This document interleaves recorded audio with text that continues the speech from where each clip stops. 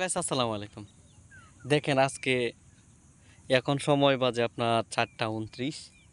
এই বিকেলবেলা চলে আসলাম। আমরা যেটা ভুট্টা গাছ তো অবশ্যই আপনারা চিনেন। এই ভুট্টা গাছের এটা আগে কেটে রেখেছিলাম। এই যে দেখেন, এটা কেটে রাখার পর এটা কয়েকদিন হয়ে গেল, বৃষ্টিও ছিল মধ্যখানে, প্রায় 4-5 দিন এক নাগাড়ে বৃষ্টি হয়েছিল, যার ফলে এটা আর নিতে পারি নাই। এখন এটা নিয়ে যাব। এটা আমি আমার ছোটো ভাইকে নিয়ে আসছি, একা একা তো নেওয়া সম্ভব না। দেখেন এখানে যে অনেকগুলো ভুট্টা গাছ আছে, এখান থেকেও কেটে নিতে হবে। তাই প্রচণ্ড কিন্তু রোদ ছিল, এখনও রোদ, অনেক রোদ। তাই সকালে আসিনি, সকালে আসলেও কিন্তু প্রচণ্ড রোদ থাকতো। এই রোদের মধ্যে কিন্তু নেওয়া সম্ভব না, কিন্তু এখনও রোদ। যদি আমরা একটু পরে আসি তাহলে মনে করেন সন্ধ্যা হয়ে যাবে, নেওয়া সম্ভব না, একটু খানিকটা দূর, এই কারণে আর কি এটা এভাবে কেটে রেখে দিয়েছিলাম। এটাকে একটা একটা করে সুন্দর করে বাস করে তারপরে আপনার রশি দিয়ে বেঁধে নিয়ে যেতে হবে, আর না হলে তো নেওয়া সম্ভব না। কারণ আমার ছোটো ভাইটা ওইদিকে গেছে, কারণ রশি তো নিয়ে আসছিল, ভুলে নাকি কোথায় এটা রেখে চলে আসছে, আর বলতে পারে না।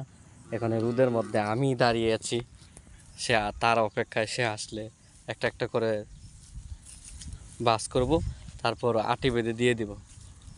এ হচ্ছে আমাদের গ্রামীণ জীবন, আমাদের গ্রামীণ পরিবেশ। গ্রামীণ মানুষ কষ্টই করে, পাশাপাশি তাকে অনেক কিছু করতে হয়, এটা তৈরি করতে হয়, ওইটা করতে হয়, দায়িত্ববোধ পালন করতে হয়। আসলে পুরুষ মানুষের অনেক দায়িত্ব, তাকে দায়িত্ব নিয়েই এগিয়ে যেতে হয়। প্রত্যেকটা পুরুষ মানুষেরই অনেকের ছোটো থেকেই দায়িত্ব গ্রহণ করতে হয়। অনেকে দেখবেন বড় হলে দায়িত্ব গ্রহণ করে, আবার অনেকেই দেখবেন একদম ছোটো থেকেই তার ফুল দায়িত্ব গ্রহণ করে পরিবারের। আসলে সব মিলে পুরুষ মানুষ হচ্ছে দায়িত্ব গ্রহণকারী।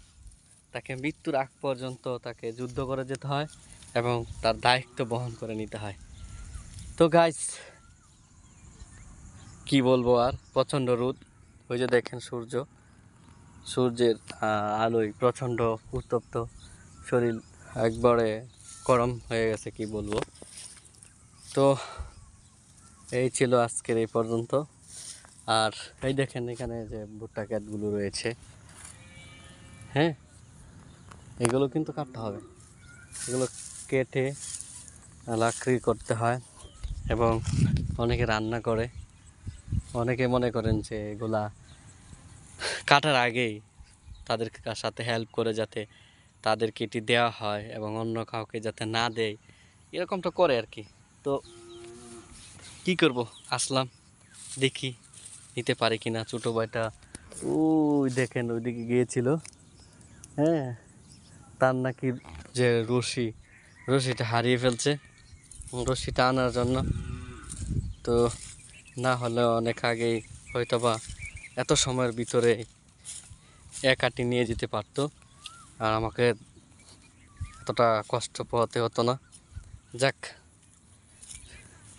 একটু কষ্ট করছি, পাচ্ছে না মনে হয় রশিটা।